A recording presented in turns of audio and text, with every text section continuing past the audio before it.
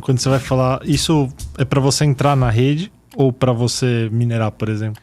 Para você minerar, você tem que se tornar um minerador, né? Então, nem todos os nós são mineradores. A mineração ela é feita através de uma máquina, chama ASIC Mining. Basicamente, a ideia é a seguinte: você tem uma rede de mineradores que estão competindo entre si para ver quem vai conseguir validar um bloco mais rapidamente, né? Então, vamos lá, eu vi que você viu com essa cara. Então, os blocos, as pessoas estão transacionando na rede.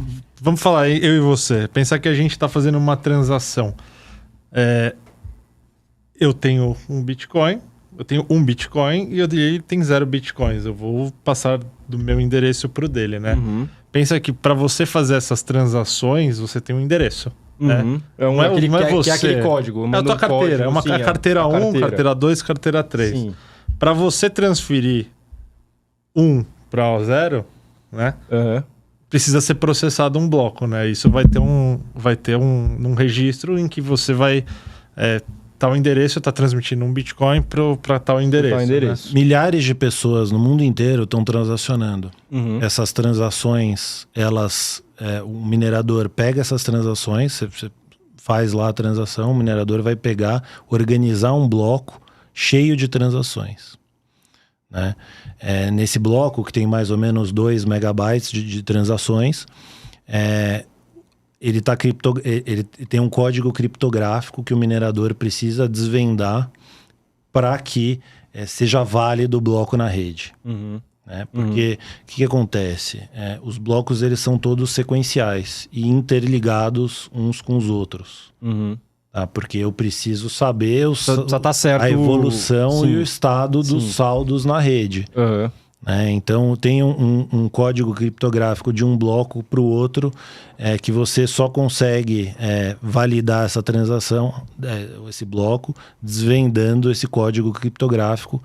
Chama SHA-256, uma criptografia que foi desenvolvida pela NSA, a agência reguladora agência de inteligência americana, National Security Agency. Cara, é super difícil. Isso é um método de criptografia que eles inventaram. Exato. Tá. E aí o Bitcoin segue esse método. E aí o que o minerador está fazendo? Ele está fazendo testes, como se tivesse com um cadeado e você está testando aquele código. Uhum. Então você vai tentar todas as combinações possíveis, né, até você chegar na combinação certa. É uma criptografia que ela é muito difícil de você conseguir desvendar, mas uma vez que você tem a solução, é muito fácil de validar se está correto ou não. Isso tudo é automático, né? O computador vai recebendo os blocos e ele vai processando até o que ele conseguir. Exatamente. Então, como você tem que fazer muitos testes de verdadeiro ou falso, isso exige muito trabalho. Por isso que chama prova de trabalho, né? O mecanismo de consenso do Bitcoin. Os mineradores, eles estão desempenhando o máximo de trabalho possível, o mais rapidamente possível. Então, eles ligam diversas dessas milhares máquinas de computadores em fazendas de mineração, né? E o minerador que conseguir desvendar esse código criptográfico vai propagar esse código na rede e vai ter que bater com todas as outras cópias ali do blockchain. Mas... Só uma dúvida antes. Por exemplo, eu estou minerando, eu sou um minerador e ele também é um minerador. A gente está processando o mesmo bloco. Existe da gente processar o mesmo bloco e conseguir desvendar? Ou se eu desvendei, já desativa aquele? É exatamente isso. É uma corrida para ver quem valida o próximo bloco. Aí validou, então já vai o próximo para ele. Ele começa do zero. Ele já perde. Ganha quem tem a maior quantidade de trabalho, o bloco mais longo. Ah. Então, e obviamente, quando dois mineradores propagam uma mesma solução ao mesmo tempo, vai ter essa disputa e quem desempenhou mais trabalho vai ser o bloco válido. E você é remunerado quando você consegue... Então, é isso que eu ia te perguntar. Quem que remunera? Como que o minerador faz dinheiro? Código. O próprio código. Todo esse sistema, ele está programado em código. Então, tem toda uma oferta monetária e uma emissão de moeda que já está escrito em pedra naquele código. E aí isso é uma coisa muito interessante, e é uma das razões que o Bitcoin é uma excelente reserva de valor é que ele tem uma oferta limitada e desinflacionária. O que significa que a cada 4 anos a emissão de novas moedas vai diminuir pela metade. E aí com o tempo o ativo vai se tornando cada vez mais escasso. Por ano reduz pela metade, é isso? Cada 4 anos. Cada 4 anos reduz pela metade a emissão de... Chama block halving, é isso aí. E aí, isso é uma coisa muito interessante. A maneira com que o Bitcoin faz essa emissão de moeda é através da mineração. Então, o minerador que conseguir validar o próximo bloco vai ser remunerado em 6,25 Bitcoins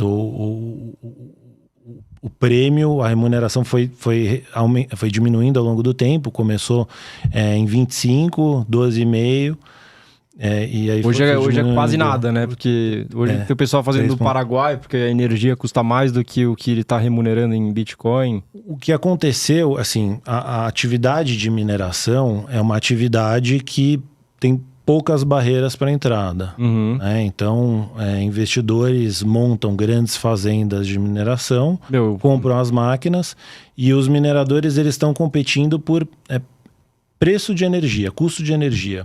Aqueles que tiverem uma estrutura mais eficiente sobrevivem.